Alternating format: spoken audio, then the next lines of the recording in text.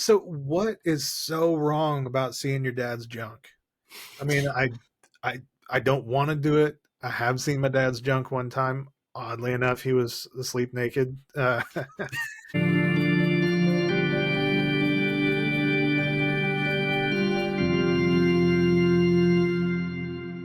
Welcome to Eating the Apple. I'm Chris.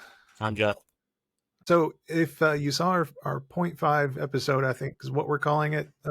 Tentatively, I don't know if there's going to be a different title, but it just basically gives an idea of what we have decided to do with this and kind of outlines our ideation on how this should be going. And you were given a reading. We've done Genesis 1 through 11 today.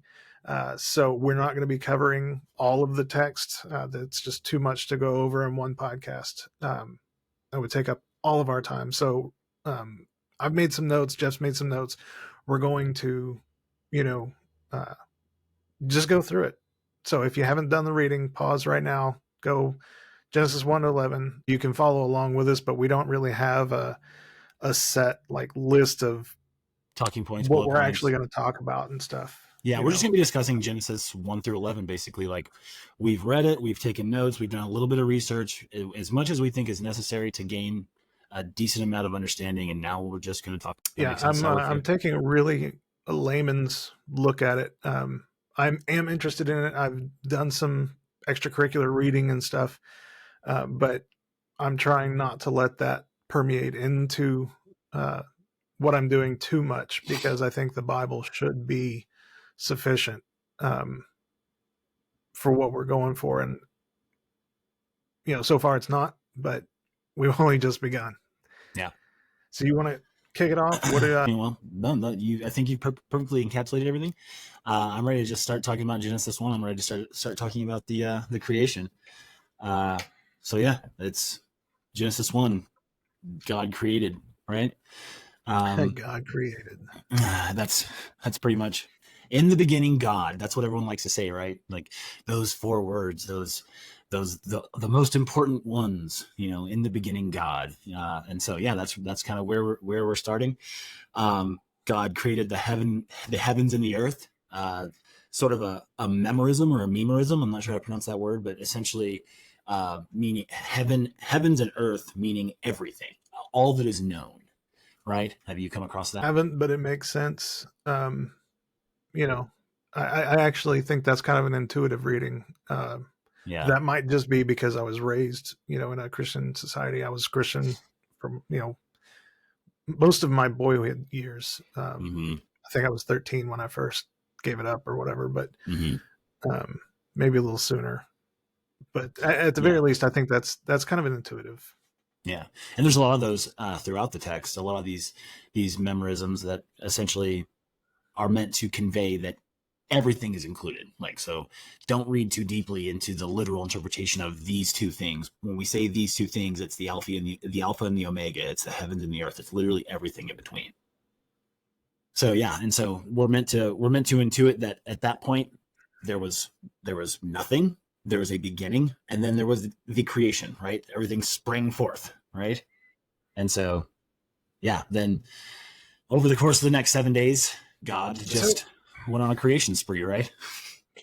When you say everything was created, are you just essentially saying that there was nothing and then there was what was created, or is this supposed to be everything and then they go through and detail what happened in kind of a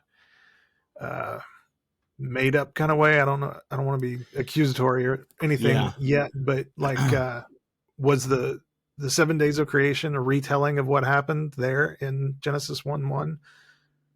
Yeah, right. I mean, so in the entirety of the first chapter of Genesis it's all of the first 7 days, right? It's oh no. What does he say? He does. So he creates everything in 6 days, and then he sanctifies the 7th day as being the day of the Sabbath, the day of rest. So no, I think it's supposed to be, somewhat literal, that in some way you can intuit that day 1, there was a first day, and that's when the heavens and the earth were created, right? And then I Um, see. I didn't want to bring that up, but now I don't think I have a choice. go for it. Well, what was a day? Right. It, Yeah. if the sun and moon and stars hadn't been created yet, Yep. you know, it Yep. seems nitpicky and childish, but if you're just coming at it for the first time, you've never heard of anything about the Bible or Christianity, and then you go Hmm. and you read that, how are you supposed to take it? Hmm. Yep. No, absolutely. And they talk about there was the heavens and the earth, and the earth was this formless void. What do they say? I have it written down. Oh, that's right. It does say that. Tohu vavohu. Tohu wabohu. It basically means tohu means nothingness, emptiness. And then supposedly the wabohu means it's basically a rhyming. It's a way to reinforce tohu. Wabohu Mm. doesn't mean anything in Hebrew, as far as I know, as far as I can tell. But yeah, it's basically to say like nothing, mo muffin. There weren't nothing at the beginning, So it's Yeah, I've like, run into that a couple of times, I think, in the yeah. text. So That it kind of wasn't thing. just super nothing, or it wasn't just nothing. It was like super duper nothing. Yeah, yeah. And so, and then, so there was a formless void. There was darkness everywhere, the surface of the deep, and then the Spirit of God was all over everything, and like that's kind of like meant to elicit I don't know, what's the word, like a spirit. What's the when God breathes like his spirit, right? The Spirit of Yeah. God. And there's a Hebrew word that I wrote down for that as well. I forgot. Oh, the ruach. The ruach is his spirit, and that word is present all throughout Genesis. Whenever they talk about spirit, breath, someone was with him, things like that, it Hmm. usually is invoking that sort of that ruach, that spirit. So, but yeah, what is a day? I don't know. I'm pretty sure there's like, depends on it depends on which apologist that you read or whatever. Like, probably wasn't a 24-hour day. I mean, Yeah, yeah, yeah. that's a lot of stuff to do. You're having to work pretty hard to get, the heavens and the earth. I mean, look, the heavens in a 24-hour day, maybe. The earth, maybe. Yeah. Both? I don't know, man. You gotta, you gotta rest more than just one day a week if you're trying to do all that. So, Yeah, I did also want to interject. It's not in my notes because it's something that I read a few months ago when we first started talking about doing this. I have not gone into the original text, the Hebrew, and all that stuff. I'm sure it's not too difficult to look it up. It's I'm not learning it, but I did see this one thing that said it. Actually, it might have been the notes in my study Bible. Said that when the Spirit was over the over the earth or whatever, uh, it's actually specifically supposed to be like hovering over it. It's not with it. It's not spiritually infused with it. It's not over you know what's the word I'm looking for, bureaucratically, like from top down kind of. interesting. It's not like that. It's physically hovering over it. And I Okay. thought that was interesting. I don't know why I didn't write it down in my Yeah. notes. Well, no, that's interesting. That's very cool. Yeah, and so they continue. So then they continue. God said, "Let there be light," right? Mm-hmm. And the light was good. And then He separates the light from darkness, and then gives them both names, light and night, day and night, right? And Mm-hmm. then he creates the water and the land, right, and separates them, right? He creates the vault between the upper sea and the lower sea, right? Mm-hmm. Gives them a Yeah, name. that's funny too because the stars of the heavens are uh between the waters. There's supposed to be water, and I don't even think we're talking like where the rain comes from. I think hmm the implication is that it's even above that, outside hmm. of the stars and everything else. It's Hmm. water. Right. I wonder if that was just a way for ancient people to explain why the sky was blue, like the water was blue. Yeah, maybe, I don't know. I mean, you have to come up with some reason, some description of it, and like, they talk about in like the Homerian epics how there's no word for blue, so they describe the seas as being blood red. Well, if you don't have a word for what the ocean looks like, the sea looks like, then you could say, yeah, it's like the sky. Yeah, It's yeah. like it's like a sky but different. So I wonder if there's just something there. I don't know, but uh Yeah, so that's quite odd. That's very Mm-hmm. interesting.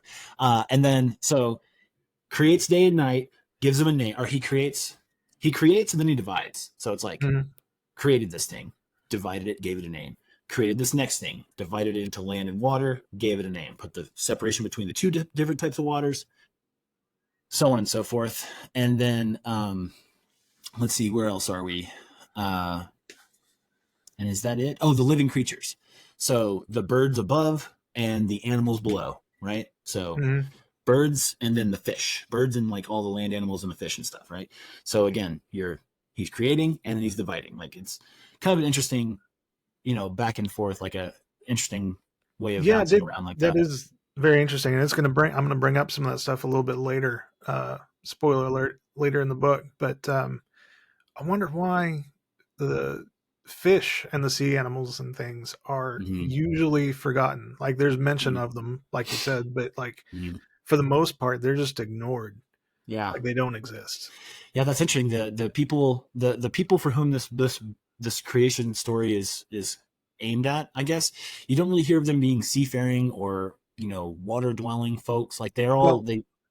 well, yeah, but I mean, they like the New Testament's rife with references to fishing and all that on the inland seas. They're right there. They've got a long ass coast, Uh, in that whole region, yeah. depending on where you define it from. But Uh, there's plenty of access to water and sea creatures. oh, sure, absolutely. But as far as a creation myth is concerned, especially based on what this one seems That's to be true. drawing from, Yeah. there's not a whole lot. They came from between two rivers and spread outward. So a lot of what I mean, these are shepherding people. These are farming, agricultural people that don't have a whole lot of access to water. And like while they are fully aware that there is water and life in the water, it's not as important. I mean, even as we'll discuss later in this episode, even when the flood occurs, like they're more worried about the land animals than they are the animals of the sea.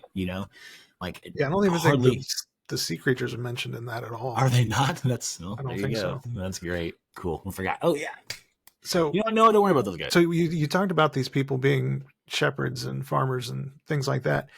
Um, what do you know of their origin in the time frame? Because like as far as I can tell, at the as soon as people start getting involved in the story after Eden, there's already cities and other peoples around them, Yeah. and they are a nomadic people. So, like, how do you think that plays into it, especially in terms of the fact that there are large settlements, but these people wander and just go to the cities as they need to, and Hmm. otherwise, you know, keep to themselves. Right. No, I don't know. That's an interesting question because I mean, you're asking you asked that question assuming that this story is concurrent with the like everything else that's happening of its time. Like this is supposed to be like a snapshot of what's happening, concurrent with its writing. That's true. Yeah, I mean, I don't know, that's but is that the assumption? Because to it. me, it Well, reads more like a creation myth. no. It's definitely a creation myth. But what I mean is like, do you feel like okay? So it's really two things. Originally, what I was thinking of was just not as it was a response to what something you were saying. So I kind of Oh, slipped my out bad. of Genesis for a second, Oh, gotcha. and I was just thinking, or Genesis 1:1, and was thinking future into the book how Mm-hmm. like I said, as soon as they're kicked out of Eden, there seems to be all these other people. So, Oh, uh, oh, oh, yes. like the creation of Israel and all of that, how that applies. But yeah, no, you're right. In the section we're in, they haven't got there yet. Yeah, yeah. Well, remind me when we get there because I'd like to see how that kind of how that comports with what we've been talking about so far. Like, yeah, I mean, this is based on some of the reading I've been doing, with like the Epic of Gilgamesh and what's it called? I have it written down here. Um, pardon me for a sec. No, The you're fine.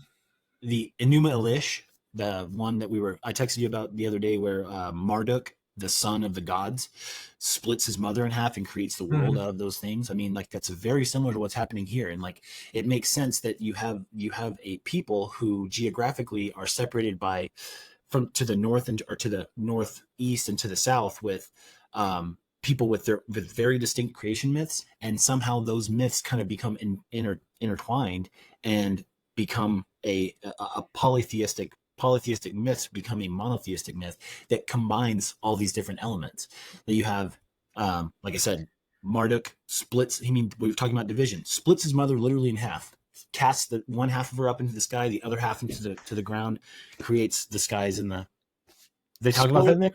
Spoiler alert. Yeah. One of the things, I don't want to give too much away. If people want to read this, I want to, give him the money, even though I don't agree with his conclusions that he's drawing. But I think, like I was telling you before, I think the scholarship in that book is good. And one thing he does mention is that the Canaanites that were, the Israelites pre-Israel, were worshippers of El primarily. And the group, what he posits is that there was a group of people that were from the region, but not necessarily, Canaanites or Jews or whatever, that were enslaved in Egypt, not necessarily as a group, but individuals. And then they came together because of their circumstances or whatever. They went and joined up with the Canaanites, and that's when they became Israel essentially, and Yahweh and El got merged. Uh-huh. And that's what he says is the origin of monotheism. Okay, yeah, that makes sense. I mean, it's not hard for me to buy that, especially given it. And like to this day, Yahweh is a name that hardcore subscribers to Judaism, adherents to Judaism don't. They won't say that word, right? That's God's personal name. You can't say that. But what they do say is Elohim, God, El. Mm-hmm. And and Israel. Bethel. I mean, like it's everywhere. Yeah, exactly. Yeah, and like God, if in the names that are mentioned, Nathaniel, all these, Rachel, like all these names that end with L. I mean, that's a way of just basically tacking God onto you to like kind of give you a little spank on the bottom and says, here's your belief system. There you go. Yeah, we're either going to circumcise you, or we're going to put the two letters EL at the back of your name. So God created all that stuff, and then he, on the seventh day, he's like, all right, that's all. We did it. It's good. It's good. I like what I've done here. And so he just takes a little rest, right? Like he consecrates that seventh day by resting, right? Right. Sorry, I was just rereading because I do know that, or did notice that in the 22nd verse, no, I got that wrong. It's 14 through 16 of the first chapter. It seems like he's creating the stars twice. Okay, interesting. Let's see what we have. Where did he create this? Yeah, I should probably have my Bible app up and ready. Yeah, I have NIV open right now. Yeah, the second instance is 14 through 16. I don't know. I didn't check the first one. The first I didn't one, write it down. I mean, the 14 through 16 is, and God said, "Let there be lights in the vault of the sky to separate the day from the night, and let them serve as signs to mark sacred times, days, and years." Which I think is funny. Serving as signs, because magic and divination, all that is taboo in Christianity, and I think in Judaism as well. But anyway, you wouldn't want to ascribe powers to mortals that only God should have, right? Right. And let them be lights in the vault of the sky to give them light on earth. And it was so. God made two great lights, greater to do the day and the lesser the night. He also made the stars. So, okay. And I'm pretty sure that's the second instance of God making, the tack on at the end. He also made the stars, is the second creation of it. Huh. Interesting. Did you catch the first? No, I'm not catching the first one. No, let's see. Really? Let's see. Separate the day from the night. So 1:6. Let there be a vault between the waters to separate water from water. That's I would do the same if I were God. I'm not saying anything. I'm just saying, like, yeah, you gotta separate the water from the water. God made the vault and separated the water from under the vault and the water above it, called the vault sky. And then there was evening, and then there was morning, the second day. So now we've established what it takes to become a day. A day is morning, evening, and right. Then the following morning. Okay. Let dry ground up. So the next day he's creating land. He's he called it land and called the water seas. So now we're separating those things. The Okay, so vegetation. maybe I think maybe I was contrasting it with the third verse when he said, "Let there be light." So Mm. Yeah, maybe. Very interesting. yeah, I think that's what I was getting. Yeah, I like how it's I mean so much of this is obviously, look, we can't take this literally, right? So I mean, but if you put yourself in the context of like of a medieval, or not medieval, but a ancient, shepherd or sheep, a nomad, I guess. There's some pretty intense stuff. It's like, and it kind of makes sense. You're like, yeah, well, I was wondering what was up with those lights in the sky. Like, doesn't say much to why the every 29 days the light, one of the lights in the sky is nowhere to be seen, but Yeah. nonetheless. But yeah, pretty interesting. Yeah, that would be quite a thing if you mentioned stars twice, like as if to say, hey, it's very important that you guys escaped this vault that I've created.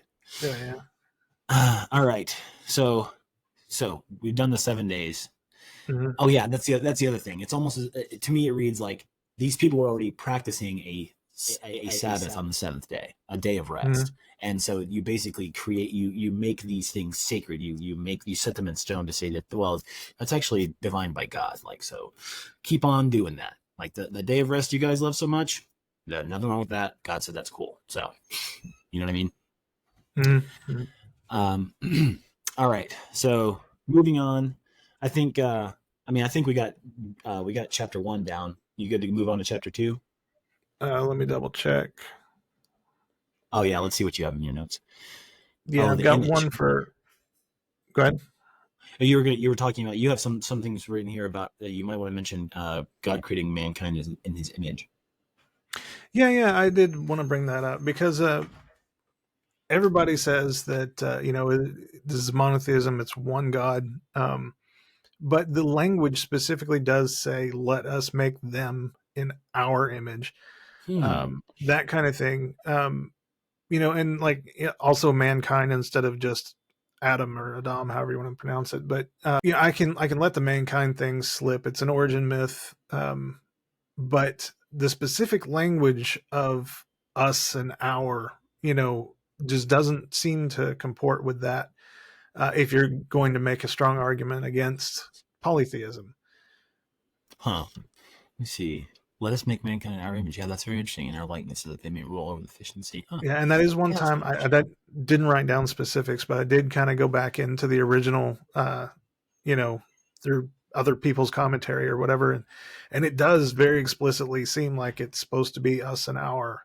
Yeah, that is very interesting. That what Hmm. why the change there? So one of the things that I did, like I said, I'm trying not to let other research creep into this, but I do know Uh from watching other videos and reading books and stuff that, um, what was I going to say? That polytheism back then, Bronze Age, was just it. We have a preconceived notion of this God because we were raised in a, basically a monotheistic culture. This is a Christian, it's not a Christian nation, but it is our culture is based around this idea. But back then it was like, this is our God, that's your God, that's fine. They're both powerful. I'm not going to try to piss off your God, and you do the same with me. And according to that other book I've started that I haven't finished, The Anatomy of God, they physically carried around statues of their gods, and that was the God. And if it was oh, broken during battle or something like that, it was a great omen and all this, kind of thing. But it was yeah. very like polytheism was a thing. There's a bunch of gods Uh out there. no. This is the God that blesses me, and as long as he keeps blessing me, I'm going to keep believing in him, kind of thing. Yeah, that's very interesting. So, Later in the book, when Rebecca steals her father's idols, it's like mhm. it's almost as if she couldn't let go of that very thing. Like, I have to have these for protection, and I have to protect them, so on and so forth. But Mhm. sorry, go ahead. Yeah, and that same story, I didn't read it the same way. I guess we'll get there later, Yeah, but yeah, just it does seem to be very not monotheistic, and that's just what I wanted yeah, to bring up because, yeah. like I said, I'm I'm going to do a lot of nitpicking of this. I just Mm-hmm. can't help it. Sure. Yeah. As it's No. in my nature. I'm trying to be open-minded and, see where this takes me. If I convert at the end of this or sometime along the way, great. I'm not trying to or not to. I'm not out to disprove this. I just want to read it and learn it. Yeah, Uh, absolutely. That's the best way to learn and too. Is this to is pick it apart. just, it's sticking in my craw kind of thing. That's that. If I come off as a jerk in this whole thing, it's because of that. It's because of this stuff. I can't ingest it, so to speak. And Mm-hmm. it irritating to me, like crawling through fiberglass. You know what I mean? Wow. Like, yeah, You might want to just shake your Bible out. yeah, no. There's something sticky in it or something. I got All right. this really fancy one with the asbestos cover. So Yeah. Just take. It smells good.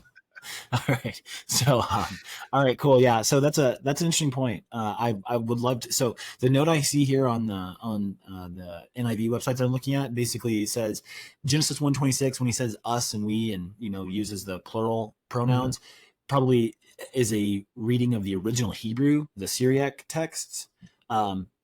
I don't want to pull it up right now. Like I've done right. reading, but that could be it. I wouldn't mind checking that out in like episode 12 when we plan to do like kind of a recap. Maybe we can have notes for that. But that sounds pretty good. Yeah. Also, if there are any people watching this, in the comments below, correct us. I would love it. I love to be wrong. I'd much rather not be wrong on a public forum, but still, like, corrections, give them to us. We may agree, we may disagree, but absolutely happy to learn. Yeah. Just don't be a butthead. Like we're trying our best here. Just don't be a jerk. All right, stop being jerks, guys. All right, so yeah, So that's the first account of creation. Let's move on to what is generally considered the second account of creation, even though it supposedly follows from the first. The second account of creation, Genesis chapter 2, the Garden of Eden, where God creates man, and that wasn't enough for God. He needed more, or man needed more. And this might just be, again, kind of nitpicking for no point, but what was the order of creation?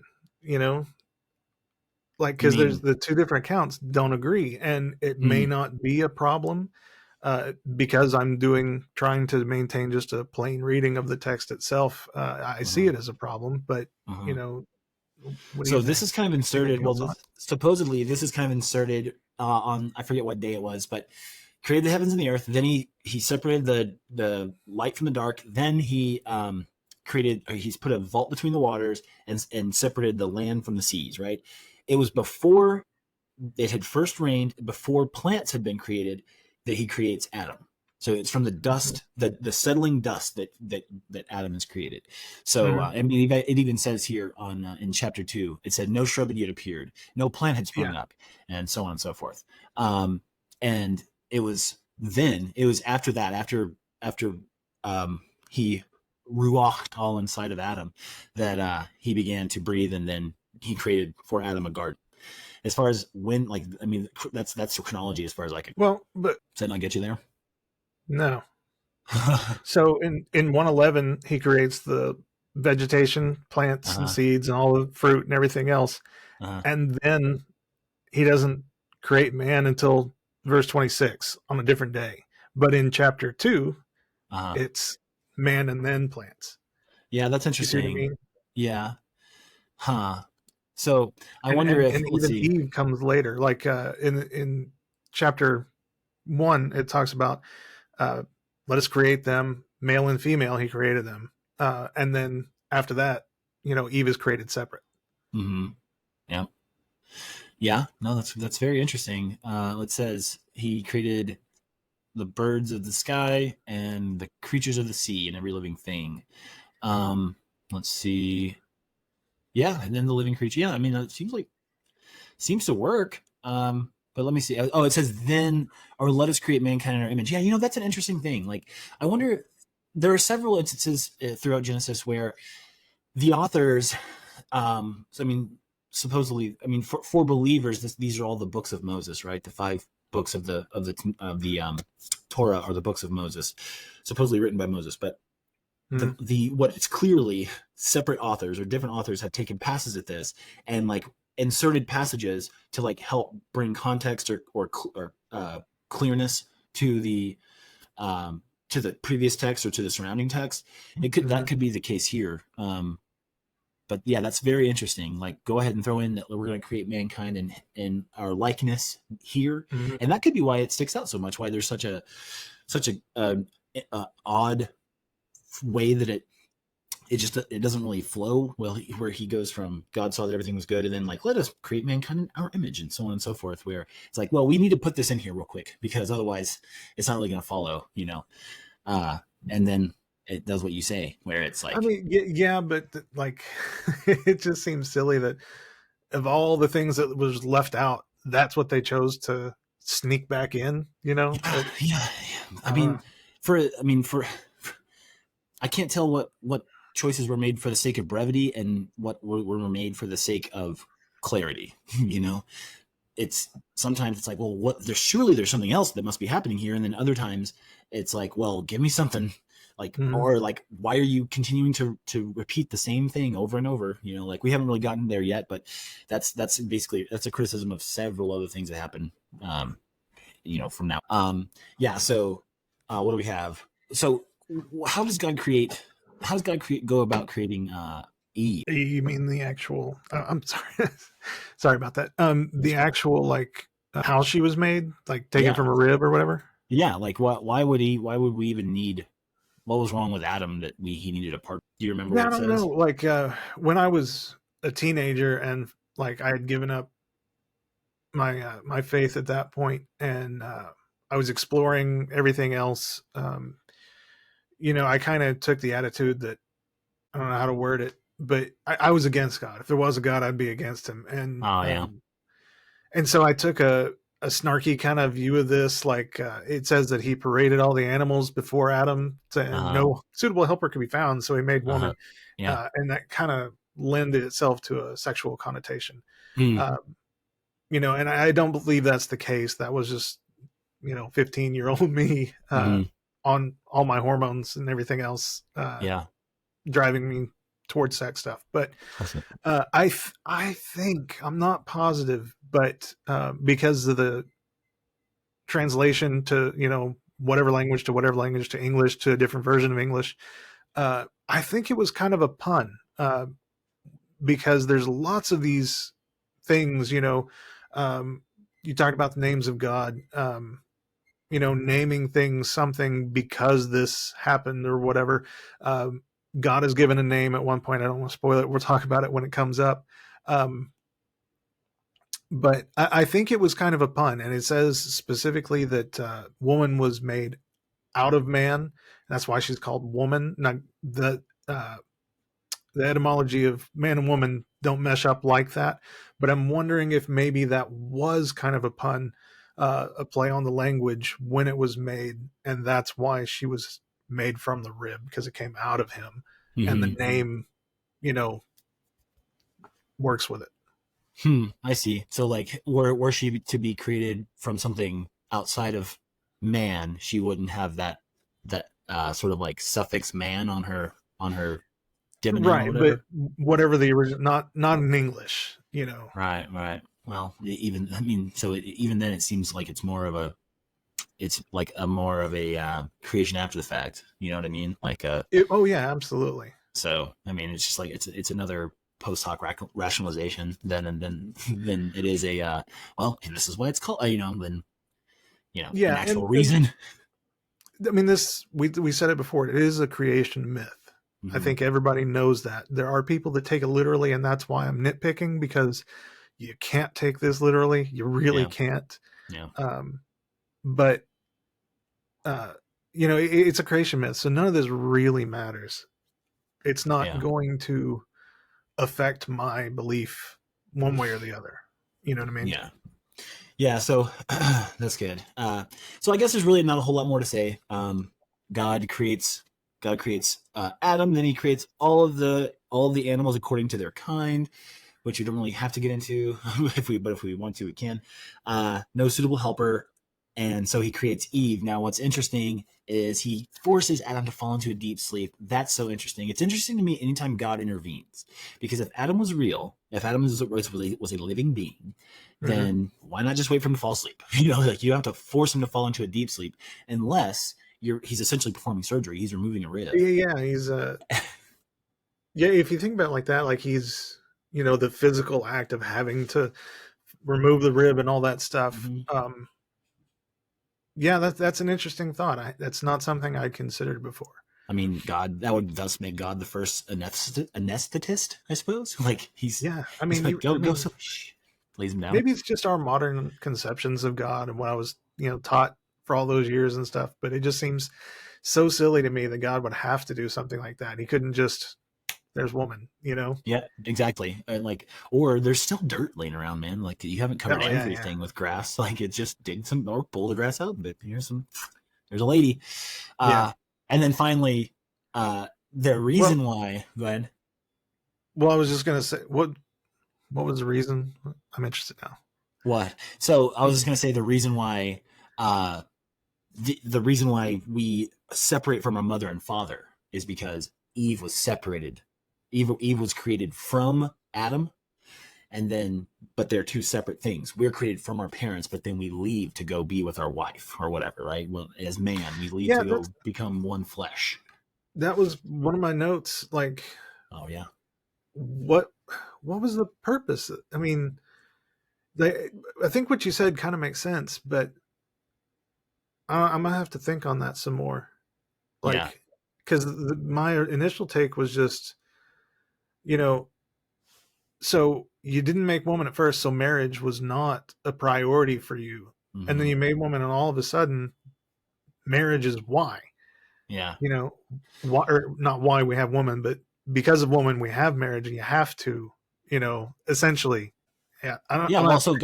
God creates all these animals, right? And I assume He creates them with two different sexes so that they can procreate. Like he's unless He wants to be involved in every single Yeah, one being created.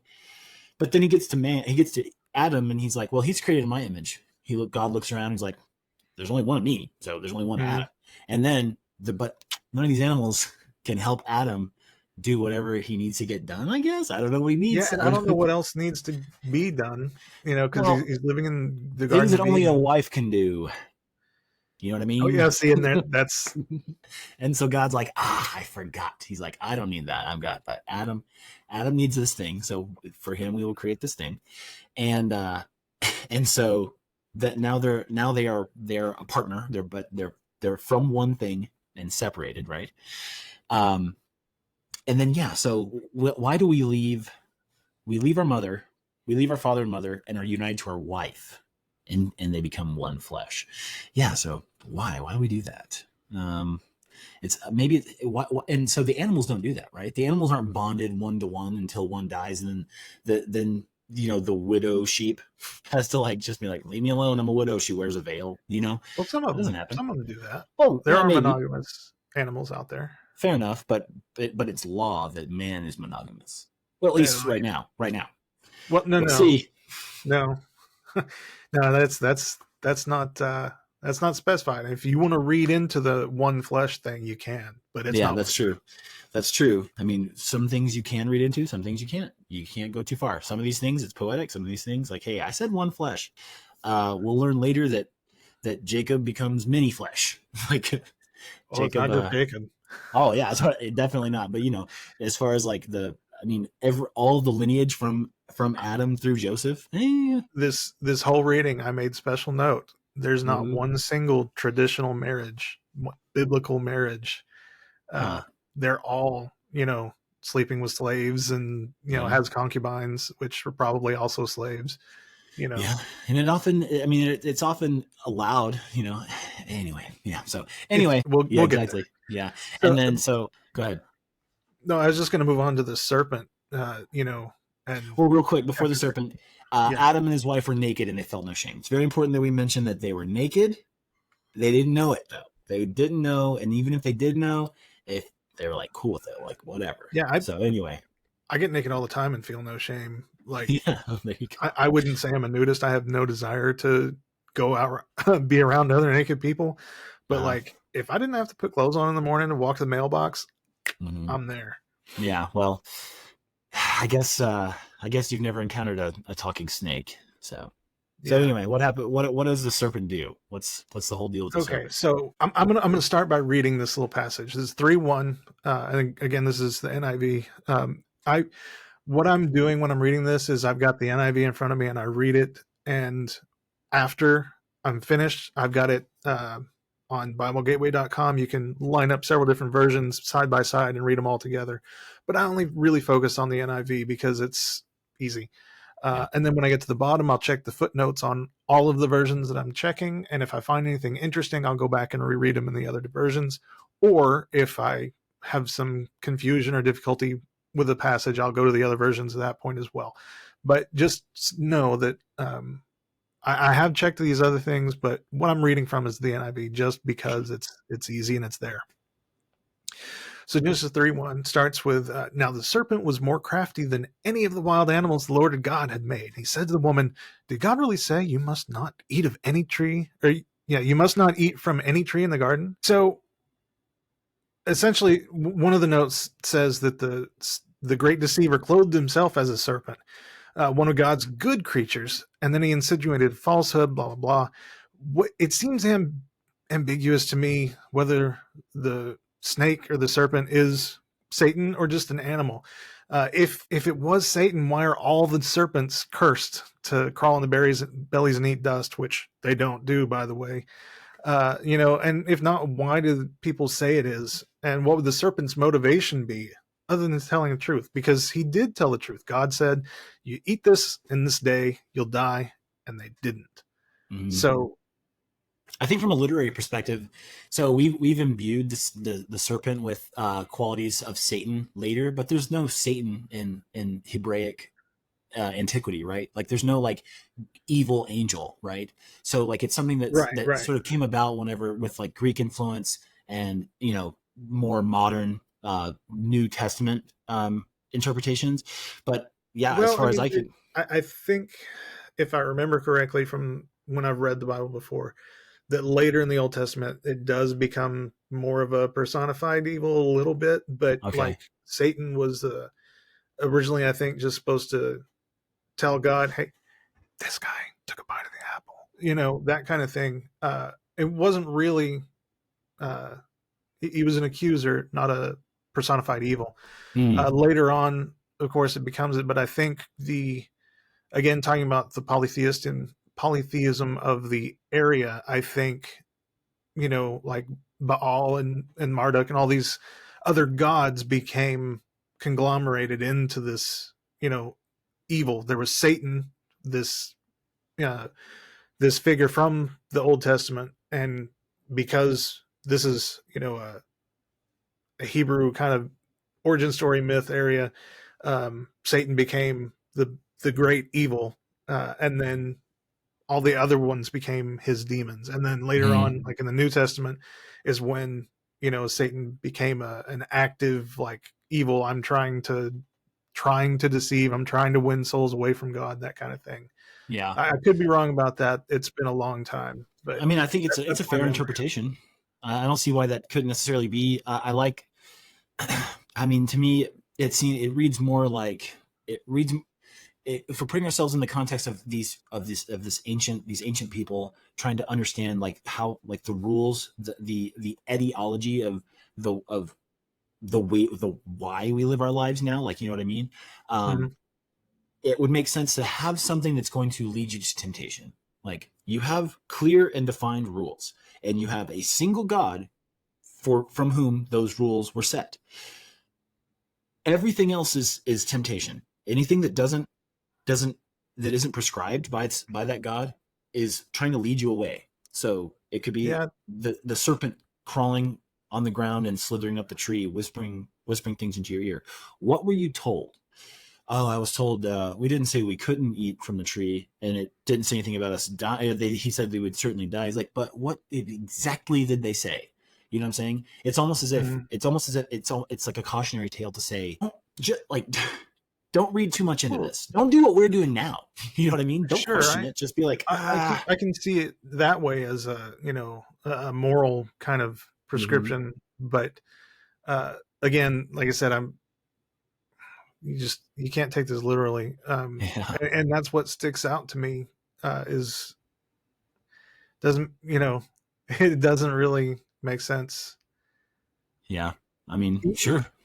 I mean, even Uh, with the moral prescription, you've got to kind of dance around it to make it fit. I don't know. I have to think some more on it. That'd yeah. be another thing to revisit, I I think. don't disagree that, yeah, I can't say that I disagree. It's simply that if we're going to apply, if we're going to give the benefit of the doubt and just try to and get as close as we can to like coming up with a reason why this makes sense to someone, I mean, that's how I grok what they have to say, you Mhm. know? Okay, so moving on in 3. So Eve succumbs to the temptation and eats the apple because she's convinced by the serpent's, prevarication. Like, I don't know, what did it specifically say? And God didn't like that. God said, "What have you done?" Right? Is that right? Is that what happens? Yeah, They for the most part, she eats she it, she looks then down and realizes she's naked. she gives it to Adam, and then Hmm. they realize they're naked. Right. Then they hear God coming, like they can hear Uh, his footsteps, which yeah. is also odd Yeah. if He's he's this incorporeal. But Yeah, I think he's anyway, like they hear six his foot one, footsteps. 185 pounds. Like he's a sizable dude. Yeah, You he know? can pop them peps. Yeah, exactly. Uh, yeah, so they at that point um, they clothe themselves with fig leaves. Um, and okay, so God comes and he's like, "What have you done?" Uh huh. It's again, if you think about this, in terms of modern Christianity, what I was taught growing up or whatever, God knows everything. Why is he taking the time to, you know, what did you do? Hmm. It seems out of place. So, No, absolutely. And then when Eve is like, "Well, the serpent told me to do it, so I did it," and God's like, "Let me go talk to that serpent," instead of like, "What are you doing? Who? Since when do you listen to the animals?" Like, what? When have you received any instruction that wasn't from me or Adam? mhm. Like you're gonna listen to the snake? Okay. Like to me, like if I'm God, I'm like, all right, Eve, I forget that. Like if my kids do something, if my kids were trying to trick me into doing something, like I wouldn't be like, yeah, they're kids.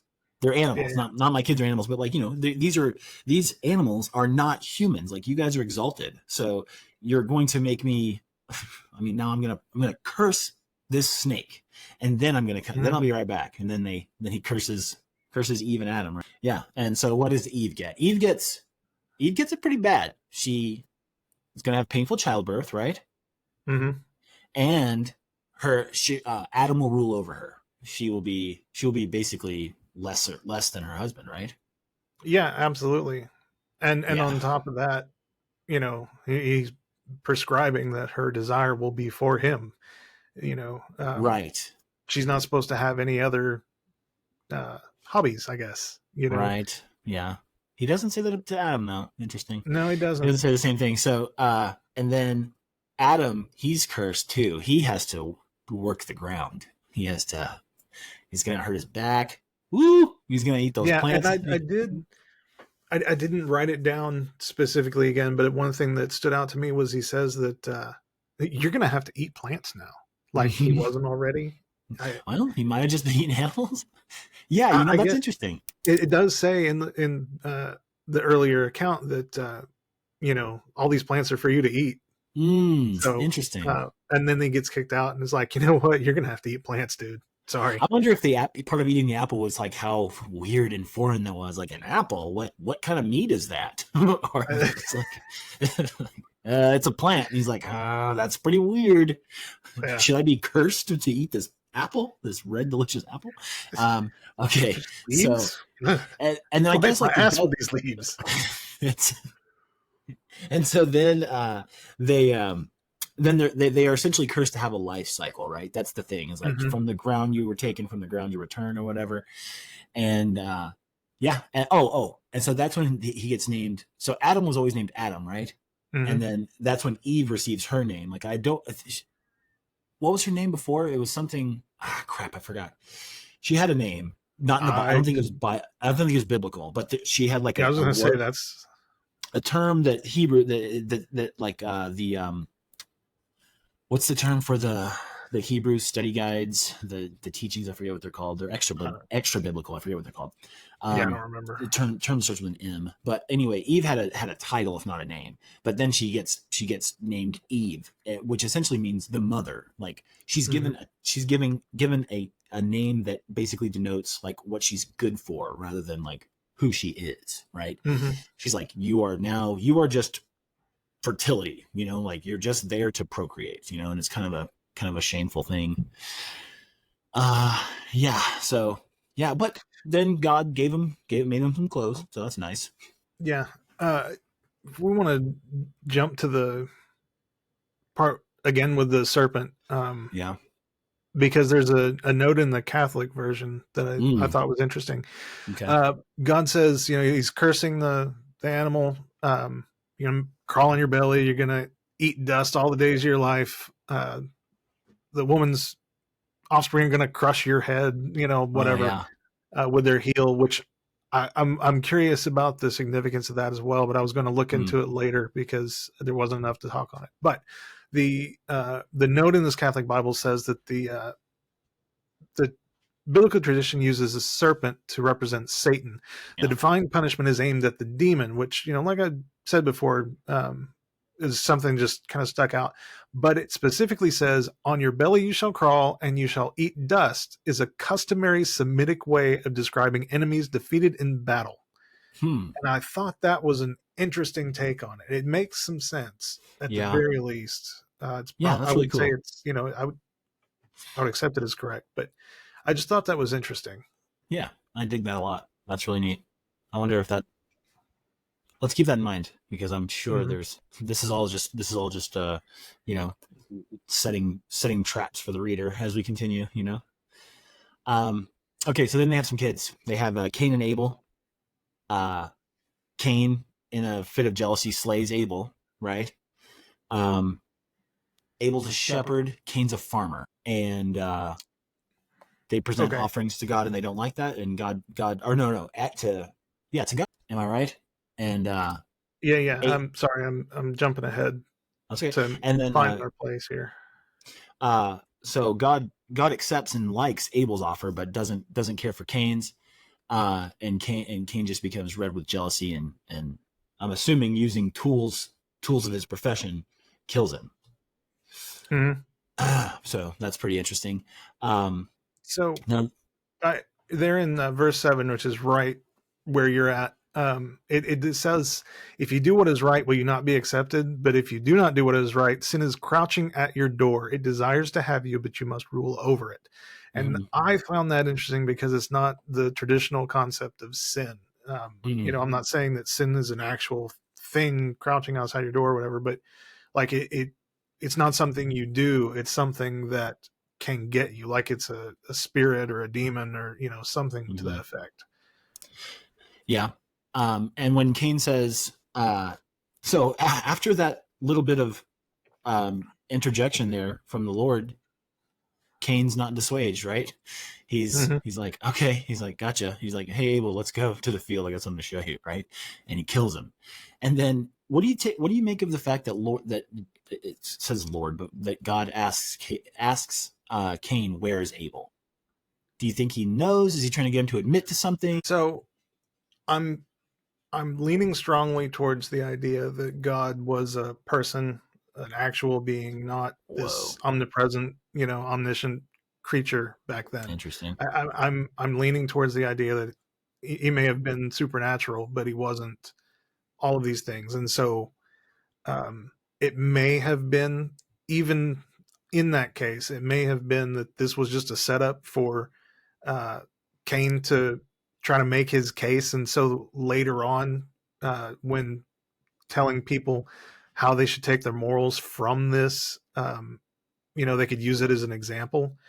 But the idea that God was looking and be like, hey, dude, I can't find your brother. Where is he? That is not surprising to me whatsoever. Okay. Very interesting. Now that you mention it, we've mentioned God as being a creator, God as being a spirit, the ruach, and then God is like literally walking around, casting footsteps, speaking directly to people as they Mm-hmm. stand on the ground. It's almost as if the tripartite God has always existed, since creation, and like it's like the revelation in the New Testament of, the Father, the Son, and the Holy Spirit have always been there. It's just like a kind of Mm-hmm. a what's the word? A deliverance of the what's it called whenever you're able to like predict something's happening? The Prophecy. prophecy. Yeah, it's almost like that. Huh? I don't know. That's pretty interesting. Mm-hmm. Yeah.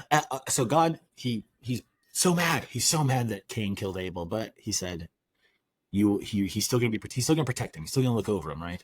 He's Mm-hmm. like, you killed him, but anyone who kills Cain will suffer vengeance 7 times over. And so yeah, and then after that they have Seth, and Well, but before that, another thing that kind of stood out to me was God puts the mark on Cain, yeah, so, so that nobody will mess with him. But I'm sitting here going, well, if that's the case, why the curse? Why vengeance 7 times over? If the mark will do the job, if the 7 times over vengeance is the deterrent, then why the mark? You know, well, and also who else? Who else is there to kill Cain? Like, are there? yeah, yeah. That I don't know. that's the next note that I had. Uh, because it says a little bit later, after Seth has a son, that all the people began to call on the name of the Lord.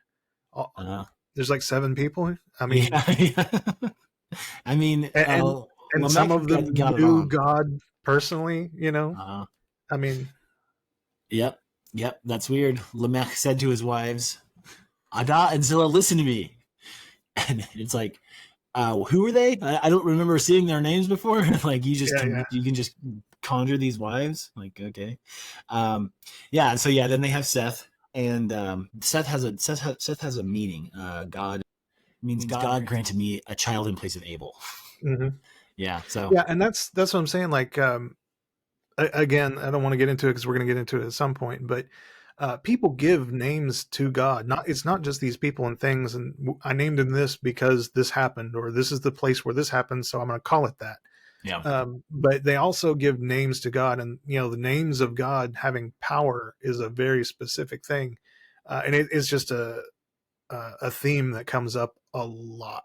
So, looking at 5, it's basically the genealogy that gets us from Adam to Noah. I mean, we have major markers that we want to hit in Genesis, and that's one of the ones that chapter 5 is like, okay, we've done 1 through 4. We've done basically, here's what you need to know about creation, all the way up to original sin, and don't kill your brother, and then now we need to get to the next big thing, which is the flood. So Genesis 5 is a bunch of like, it's Adam to Noah, patriarchs, the ages of the patriarchs whenever they fathered their firstborns, Enoch who walked with God, and was taken away without experiencing death, and then finally, and then Noah, who starting with chapter 6 is going to be the savior of humanity. He's going to be like the second great Hmm. patriarch, right? So, what do we have to say about Noah and his ark? Oh, so much, and not just. I'm skipping over all of the stupid. Oh, really? He's not taking fish on the ark as well. All right, yeah. So I figured we could see what's going on with Noah and the ark. So starting with chapter 6, that's when there's so many people that God realizes there's a whole lot of wickedness going on. So yeah, so God, So many people. yeah. Uh, so we get the account of Noah and his family. We start to me, this is kind of like when we start to hear the intonations of what God considers righteous, or what God allows those who He considers righteous to be or get away with.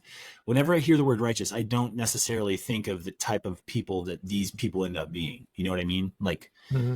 there's a lineage here, and they're all, it's been chosen. Like, there's nothing we can do about this. But it's almost as if they behave in the way that they want to behave, regardless of their righteousness. And God's like, geez, like, you're the Well, righteous one, you know? but also like, so I want to get to that, but first, right up at the beginning, it talks about the sons of God marrying the daughters of men, And I don't Oh, want to make the same old hacked, giants or whatever. Um, but like it implies the sons of God are not human. uh, So I just want to keep that in mind for later in the book, or not the book, but in the Bible, when you know they talk about sons of God, son of man, and things like that. How they interplay, how they relate, kind of thing. huh. Yeah, so that just Yeah. seems that's what I wanted to bring up there. Okay. Yeah, that's very interesting. But then Um, in 6:5, you're talking about how all the people of the world were wicked or whatever. It specifically says that the heart of man was only evil all the time, mm-hmm, and then he regretted making people, mm-hmm. which again is something that God's not supposed to be able to do in modern times. Yep. God Yep. God And then, regretted it. yep, we ascribe the existence of evil to Satan, or I mean, what else is there, right? I mean, is that what where else would it come from? Am I Mhm. wrong? Like, so I mean, Well, is that if God was a thing and not just this nebulous, being or whatever, and he doesn't have all this foreknowledge, then it makes total sense that he created man and he messed up. He wants mm-hmm, to start over, yeah, or maybe he wants to do something different. He wants the space for Legos, whatever it is. He could totally change his mind, but mm-hmm, because of the way we think about God today, mm-hmm. it just seems odd that it would be something that he could do. It's odd that the Earth was so evil here. The Earth was so evil at this point that he wanted to destroy it, and yet we're gonna read just further on in Genesis, like it was so evil then that he wanted to destroy it, and it eventually gets pretty bad. So Mhm. I wonder if he allows everyone to continue to live further on just because of the covenant that he made. And like he's like, look, y'all messed up. I don't like the fact that I had to do this. And so, as a promise, here's a rainbow. We'll get to that, but here's a rainbow to prove that I won't do it again. But then, man, like people are getting raped and killed, and babies are getting put on pikes and stuff. Like, Mhm. Well, but he also he does kind of yank blessings out from under people. So mm, I don't necessarily know how much I'd trust this covenant. yeah. But All right. So, God regretted it.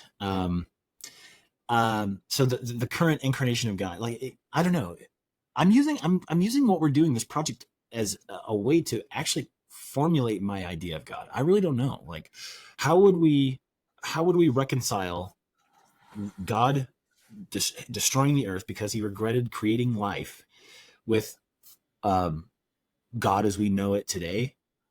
I wouldn't. I don't even have an answer for that. How would you? How do you think you would answer that? Is there a way to I've like? No, I was gonna say, is there a way to even for that to even be to make a coherent ideation without some amount of foreknowledge, like knowing the way things are in the and using this as context as a way of a story of creation. I'm sorry. Can you rephrase it? So the question you have here is, how do you reconcile God regretted making man and his heart was troubled? How do you Hmm. reconcile this with the current idea of God? Do you mean That's right. That's right. the Okay. do you mean the contemporary, like the 2024 Yeah, idea yeah. of God? That's what I mean. I explain it. With cultural shift. This is obviously not true. It's a creation myth, and they're starting to wrap morals into it and Uh-huh. stuff like that. So I'm not really bothered by it. But I was just trying to think, in the context of someone that's coming from this, I see it. How do you reconcile that in the mind of a literal believer? Yeah. No, I'd love to know. I wish. Yeah, that's a great question. Um, so you're saying that so as we continue on, Noah was righteous and blameless, right? Hmm. And now that kind of what's the cultural milieu that would create a man that would create Noah, who I can only assume has the same sort of through line for his life, makes the same types of decisions in different situations. He was blameless in a wicked world, right? I mean, Does that transfer to a new unwicked, like a fresh new world? Would he still be considered blameless should he walk around the same way? I I think that's the idea that we're supposed to take, but it does directly contradict. the Bible in two other places where it says Hmm. in two places that the hearts of man were evil, that Hmm. all of creation was wicked, Hmm. but Noah's blameless. And I think it's just retconning Noah has to be blameless. Otherwise, he should have been destroyed with the flood if we're going to follow this morality that they're trying to set up. Yeah. At least Yeah. that's the way I take it. I mean, we have it just is it. So there were other people around. It wasn't just Shem, or not Shem. It wasn't just Seth, who's Noah's father, right? Yeah, Um, no, it's several like hundreds of years. So right. So I'm wondering there's if God was just hamstrung, like having to choose someone who was descended from Adam's line, because there are clearly others that weren't. And are we like, well, crap, I have to get someone from this line because that's the one that goes all the way through these two epic tales that I'm trying to tell, or could he have as easily chosen someone else, but they were just too darn wicked, you and know? that's where it becomes, kind of confusing to me in terms of like clearly this is a creation myth, but it's got to be based on something pre-existing because otherwise why would they have to retcon this in, Mm-hmm. like you said, they had to choose him because of the line of Noah or line from Adam or whatever, but like they could have just made it up, Yeah. you know, not had to do that. So it had to have been based on something. And again, that doesn't mean that it's true. It just means that it's not, you know, it's not made up out of whole cloth Mm-hmm. at the very least. Yeah. So, Let's see. So yeah, and so God said he's going to destroy everything, right?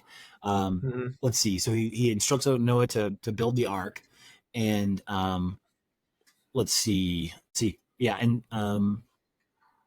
you said you have just 4 verses ago, everything was evil all the time, but now in 6:13, what happens?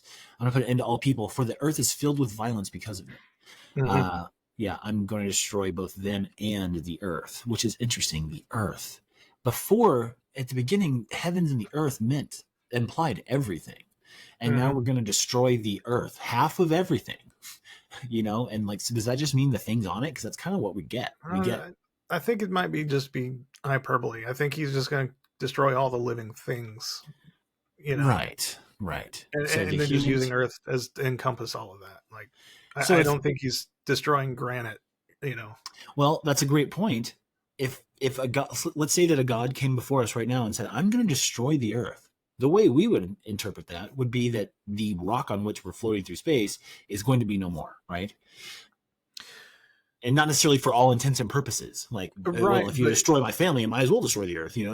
That's the way I would interpret it to mean like everything's going to be gone. yeah, I mean, but that's kind of a modern thing. I think I'm not entirely sure that the Bronze Age people, and I'm a complete layperson. I have no knowledge on this, scholarly or otherwise. This is just what's in my head, my intuition here, is that these Bronze Age people may not have understood that the Earth was a thing with everything else around it or whatever. There was just heaven and Earth, and Earth was, you Mm-hmm. know, it was part of the fabric of what was there. Yeah, So, yeah, I I have no problem with that. Honestly, I was just curious. It's such an yeah, interesting. It's a fun way to wonder what like the mindset that they were in. mhm. So anyway, so yeah, he has to go and build an ark out of cypress. Um, Yeah, one of the things I thought was interesting because you talked about the Epic of Gilgamesh earlier, and I didn't put this in my notes again. I need to be more thorough with it.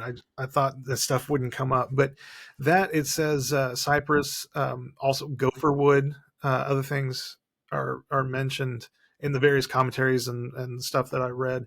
But gopher wood specifically, I read could mean it could be a particular type of tree.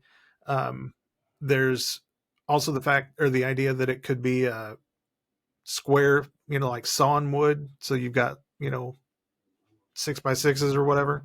mm, Or it could be uh, reeds that are stuck together with bitumen, mm, which sounds very much like the Epic of Gilgamesh because that's more of a reed boat that's got, you know, grain and shit in it and some yeah, animals. yeah. No, that's a So, good point. That's an interesting point. Uh, and yeah, they don't. I mean, I guess they tell us what wood they use. Um, and coat it with pitch. Yeah, so that's very interesting. But then again, what other how else what were the other boat making you know, styles back then? It's not like they didn't cast tin and, you know, stamp it out, you know, like it was, you had to make the Right, stuff out but of they wood. But also never tried to make a ship large enough to hold two of every creature on the earth before. So, I mean, what are um, we talking? 50 cubits? I mean, yeah, yeah, oh, sorry, I don't know. 300 cubits long. I tend to uh, I tend to subscribe to the idea that maybe it was the hewn wood, the square cut kind of, you know, which doesn't necessarily have to be perfect square, but you know, just Yeah. cut cut wood like that. Um, Mm-hmm. you know, I don't know specifically if they were already planing wood or whatever and making it like that for boats when this was written, but that's just kind of what I feel like Yeah. seems natural. Yeah. And so then God says, take two of every animal and take enough food for you and for them. And Yeah, then, but what about the animals that eat other animals? Are they yeah, eating you got to it? separate it. So, are they eating grain and plants? Right. If they are, how are they getting sustenance from it? If it's God's doing, why do Yeah. they need to eat it in the first place? Yep. Yep. Yep. Yep. Yep. Yep. Yep. Yep. Yep. So God, Uh, obviously Noah needs to eat. So Noah's not just subsisting on plants. So Fiberglass. I feel like I need to take a shower. so itchy. Yeah. And then the final verse of chapter, what are we at? Chapter 6 is, no, Noah did everything just as God commanded. I'm just like, that's it. Then that was done. You're like, okay, well, any questions? Nope. That's the last verse. We're done. We're done with Mhm. this chapter. Next, you know? So it's like, okay, I guess that's it. Like, no reason to wonder anything about that, you know? So any other things on chapter 6 before we move on to the actual deluge? No, not really. I did want to ask if you thought, because we kind of mentioned offline the like repeating of verses and Mm-hmm. whatnot, but also numerology and stuff. Mm-hmm. And so, like, the one of the reasons I bring it up is because that book on Exodus that I'm reading, the guy keeps going, you know, oh, a biblical number or not a biblical number, but mostly it's a Mm-hmm. biblical number. Um, the flood started on the 600th year of Noah's life on the 17th day of the second month. Is there some kind of significance to that? Otherwise, why are they being so specific about it? That's a I great don't. question. I would love to find that out. Yeah, I mean, as far as there might be, I haven't looked into it. I personally find numerology kind of useless, but I don't know. I Man, the little bit I'm that I've read steeped. into it. I'm steeped in that. You know, I told you, man, I wasn't sure I was going to bring this up like ever, but I did recently complete a doctorate in parapsychology, and I say doctorate in air quotes because it's kind of like a Bible college degree. It's not academic. It took me a year, you know, that How kind of thing. dare you? But ever since I was a kid, I was always just super interested in secret knowledge, you know, and the idea of the occult, you know, when I was introduced to that, um, like I was super into it, but I was also a Christian at the time, and so I was scared of it, and I was trying to learn as much as I could to avoid it, but also try to avoid it at the same time. Anyway, all this kind of stuff. But later on, once I gave up my faith and the whole like numerology and you know all of that stuff, you know, I can pretty much bring any number back to five. Uh, you know, that kind of stuff. Yeah, Um, so I am super interested in that aspect of it. I would absolutely love to know. yeah. As far as him, as far as his age, that's a good question. I don't know. I will say that the sevens are just so Mhm. all over the place. I'm not sure Yeah, what absolutely. significance the seven had to ancient cultures, but I don't know the origin of it, but I do know that seven was very well known as like a perfect or a godly number, that kind of thing, yeah, exactly. back then, all around the Yeah. region. Yeah. Okay. Very interesting. Yeah. So I mean, it should come as no surprise, except to maybe signify to the reader or to the person who's receiving this story that if the word seven is mentioned, it's something to say. Oh, this is divine. You know what I mean? Like this is something that God has placed in front of us or whatever. Right, but there's only one seven mentioned in that, and not even really anything divisible by seven. I don't think. 600th year, Oh, and 17th that day, specifically, yeah, yeah, second month. Like yeah. As there, far as there that, I don't know. has to be something there, and it's going to kill me because I don't think I'm ever going to know. But it's Spidey sense tingling for me. Yeah, well, I mean, even before in chapter 7, which is where we are, is that right? Yeah, we're in chapter 7. No, I'm sorry, we're in Mhm. chapter 6. Never mind. But anyway, before they even mentioned that Noah is 600 years old, they mentioned to bring 7 pairs of all the Oh yeah, yeah. birds. You know what I mean? Like it's Well, all of those things. yeah, yeah. I don't exactly get that either. I mean, I get the seven being a biblical number or a holy number, whatever, and because you're taking animals that are good for sacrifice in Hmm. pairs of seven, why is everything else two? Yeah, Unless they're just trying to be pragmatic about it and you yeah, know trying to fit it all in the ark. But on top of that, though, like there's birds that are not good, not clean, not uh-huh, sacrificable. They're also brought in sevens. uh-huh. So Yeah. I don't yeah, know, and it's just something that comports with the way things were. Like if we were given divine instruction to build an ark now, we would do so in a way that is, that we would realize is the most efficient, clean, just the way that we're going to get through this trial as mm, efficiently as right. possible. And like we wouldn't include sacrificial animals. We would include the most like low carbon footprint food for all the animals. We, things like that. It wouldn't be like all these things of the time where like got to make sure you bring a pyre stick so that you can set your fires every night or whatever. It's like, well, Well, right, but I whatever. mean that kind of speaks to the whole idea that I mean, if this is supposed to be something that's convincing, we don't know the significance of some of this stuff. I don't think we ever will. And certainly the culture has changed and all of that. So how people, why people expect to be able to take this as true and meaningful when the meaning is lost and probably will never be recovered. To some of this stuff, we know quite a bit about it, which is Yeah. the whole thing in and of itself, just how popular this whole thing has become, and because of that we can know so much about it, and it's super interesting, but also Yeah. you know Yeah, and I think that's part of why a lot of these things, like they have to make it modern. You know what I mean? They have to they kind of have to appeal to your sensibilities for like how you live your life every day. And it had like so back then we're seeing a lot of the influences of the time in which these uh, passages were authored.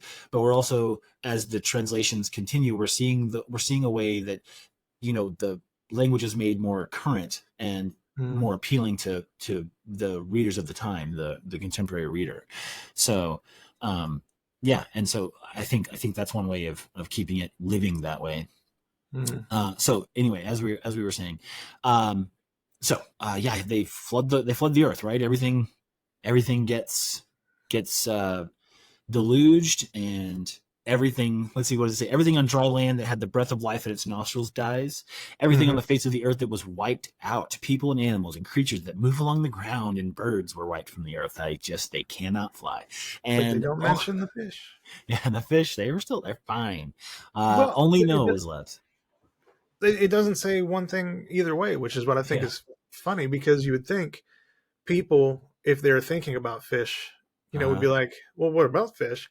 They don't specify it. I would have no problem if it said, and the fish died too. That's fine. Maybe the salinity difference, whatever, or the turbulence, the fish could have died. I'm fine with it, Yeah. but there's no mention of it at all. Yeah, that's weird. He created them and then he didn't destroy them. He's Yeah, pissed at it's an everything obvious else. Yeah, that's very interesting. Um, and the waters flooded the earth for 150 days. So we're to understand that it rained for 40 days, but thing. then the waters were that high, were high Right. enough to Well, it submerge doesn't. everything. It I don't think is necessarily a function of the rain. I think the rain was there because obviously, if you're going to flood the earth, you use some rain. But it also, all the spigots were opened up underneath the earth Ah, and from the water that's above the stars. yeah, All of that came in as well. yeah. So yeah, that's so interesting. Chapter 6, it the waters covered the earth for 40 days and 40 nights, and then it covered the earth for 150 days. It's, Mhm. I don't know. What I'm curious about is, uh, could any of the birds have like taken refuge on top of the ark, Yeah, I don't see alighted why on it? not. I I don't know. mean, there are birds in the ark. Like, Well, it's, right, but I mean, like the did ones. he make it perfectly smooth to where you can't, they just slide off? Like, oh no. Yeah, I think there's a passage at one point when he opens the thing. It made it seem like there was a fabric covering the top, like it wasn't Mm, prescribed in the building of it, but he peels back the tarp or whatever. hmm Um, Yeah. Yeah. I don't know. yeah, So yeah, that's also, I'm trying to think here. It was, you're gonna let it rain for 40 days and 40 nights, which is interesting. And then, but then after 150 days, do the waters recede? So, I mean, did they just have to? Is that like a, did they have to make their food last? They. I don't know if they knew how long they were going to be on there. Did God no, let I them don't know? think they knew how long, but it also, one of the things it specifies is that God remembered him.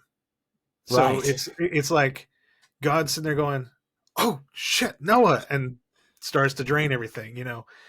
Uh, at least that's the way it came off to me. God, a timer goes off, and God's like, "What's that timer?" Oh no! Hey Siri, what did I have you set that timer? Yeah. He goes in the kitchen. The water's boiled out of the thing. He's like, "Ah, idiot." Okay. All right, moving on. Chapter 8. Let's see. Let's do anything else for chapter 7. You have No, nothing important. okay. I have a bunch of little nitpicky stuff, but it ultimately doesn't matter. It's more against the idea of literal interpretation and less, actual objections. So we can skip over a lot of it. So in chapter 8, that's when the we realize that God Noah sends out some test birds, right? He Hmm. wants to see what happens. So he sends out a raven, and he sends out a dove, right? Yep. And it's not until one of them returns with an olive branch, is that right? Yeah. So in verse 11, it says, "When the dove returned to him in the evening, there was a beak. In its beak was a freshly plucked olive leaf. Then Noah knew that Yes. the water had receded from the earth."